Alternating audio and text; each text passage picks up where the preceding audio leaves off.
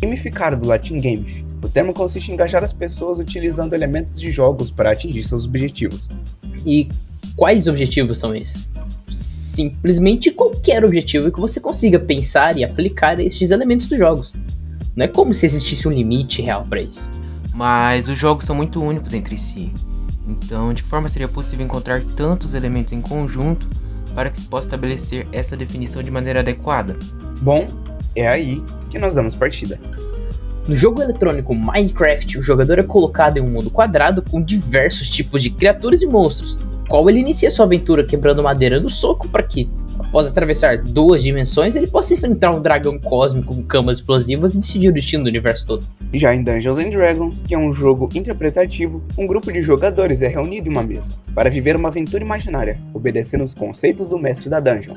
Assim, todos interpretam personagens e se envolvem em situações que, na maioria das vezes, são decididas ao gerar dados de diversas faces.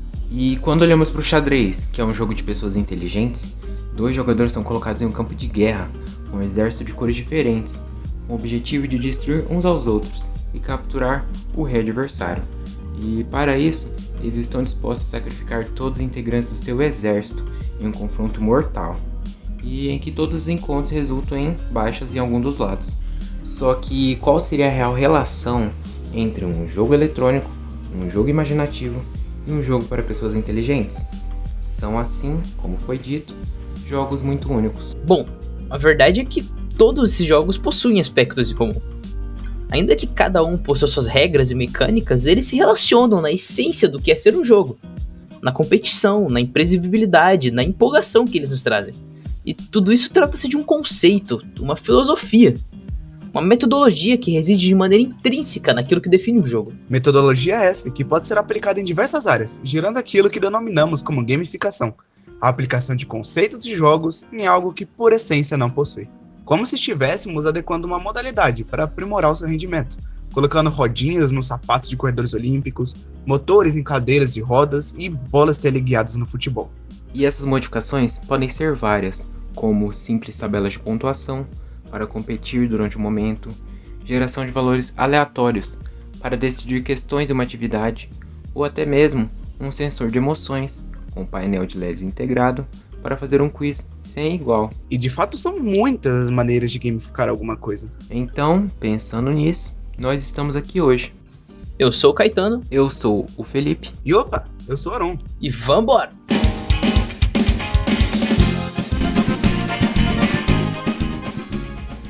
O projeto de gamificação Aula Show é um projeto que foi desenvolvido no Instituto Federal de Mato Grosso do Sul, sob a orientação da Marilyn Aparecida Robidade de Matos, Rasla Ramon Abrão e menção honrosa para Wesley Kanashiro, tendo como objetivo principal desenvolver uma ferramenta e metodologia para aplicação em sala de aula. E a nossa estratégia de gamificação, ela foi pensada de maneira que pudesse ser dividida em 3 partes para a produção, sendo estas o detector de emoções, o painel de LEDs e o estabelecimento da dinâmica completa da jogatina.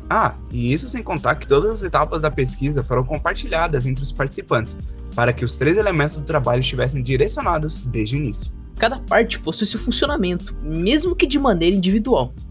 E sobre essas partes, não existe um jogo bom que não traga desafios para os jogadores. E por isso, o detector de emoções é um componente chave para nossa gamificação. Ele se trata de um sistema composto por um Arduino com um leitor cardíaco, que tem a função de acompanhar os batimentos de quem está vestindo e fazer uma média em tempo real. Assim, utilizando conceitos da endocrinologia e psicologia, ser capaz de determinar o estado emocional dessa pessoa. O detector faz isso a partir de uma função no Arduino, que é responsável por verificar todos os sinais detectados pelo sensor e diferenciar simples oscilações de batimentos reais. Após isso, uma outra função entra em cena, armazenando os valores de leitura que são inapropriados na medição e removendo-os da média real.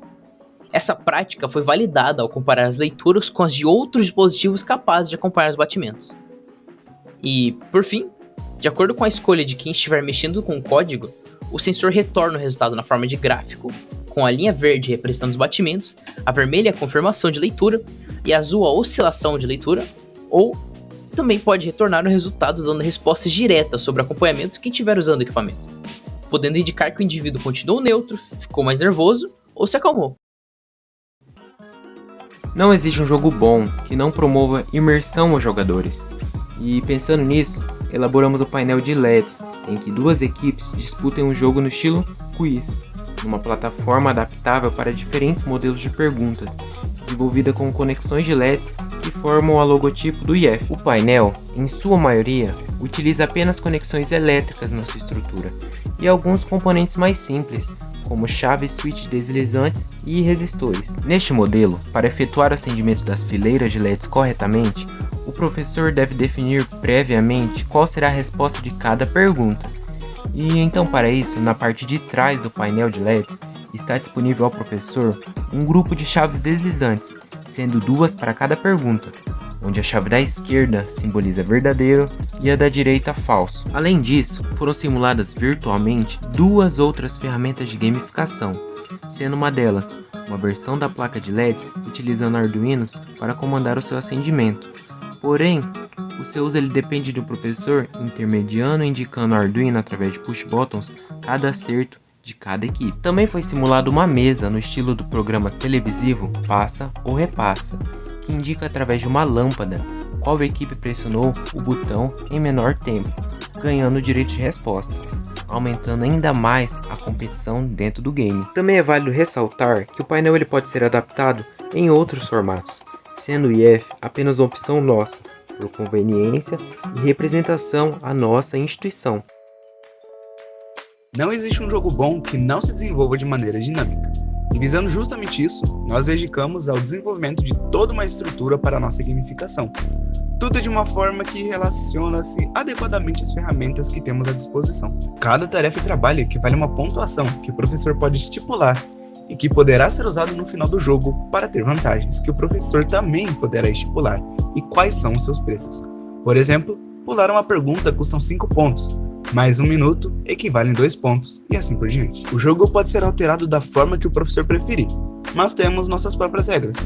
E aconselhamos que tenham 2 grupos e cada um dos grupos escolham alguém para responder as perguntas e alguém para usar o sensor. O professor pode fazer as perguntas que desejar e escolher o tempo que deverá ser respondida.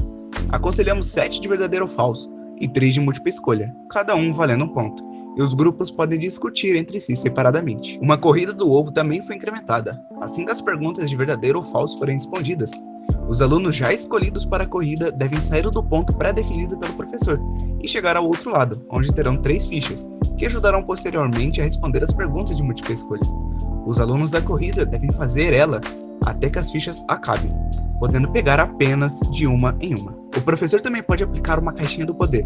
Assim que a etapa das perguntas de verdadeiro ou falso encerra, o vencedor escolhe aleatoriamente um dos poderes, como congelar o adversário por 3 segundos ou voltar desde o início. Vale ressaltar novamente que tudo depende da imaginação do professor e do aluno. Então, com todas as partes explicadas, só restaria a aplicação final em sala de aula. O que, infelizmente, devido a toda a situação com a pandemia, não foi possível aplicar o método desenvolvido em sala de aula. O IFMS Campus CG, até o momento que esse vídeo foi gravado, não retornou totalmente às atividades presenciais, o que impossibilitou a testagem final em sala. Porém, mesmo com esse empecilho, todos os componentes do trabalho já foram validados e estão em pleno funcionamento. Bom, mas é isso aí. Esperamos muito que vocês tenham gostado e até uma próxima.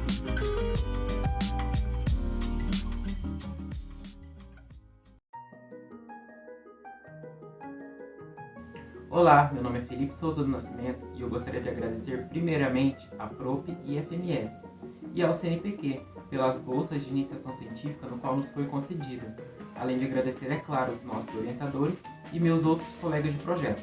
Obrigado. Eu sou o Arão, muito obrigado pela sua companhia e até uma próxima. Opa, eu sou o João Pedro de Oliveira Caetano, eu sou um dos membros do grupo, eu cuido da parte do detector de emoções. Eu espero que vocês tenham gostado, a gente fez o vídeo num estilo mais adaptado para esse contexto de pandemia que nós estamos, para não ficar uma coisa muito chata, muito monótona. Então nós resolvemos fazer algo mais descontraído. Eu espero que todos que assistiram tenham gostado. Valeu, falou e até a próxima. Tchau!